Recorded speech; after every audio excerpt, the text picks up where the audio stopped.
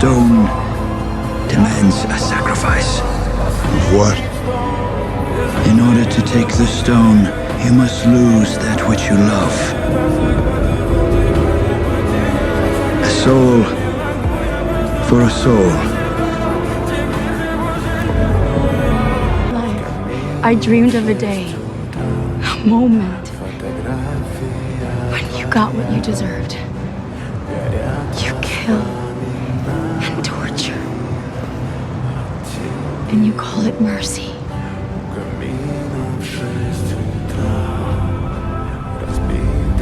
Really?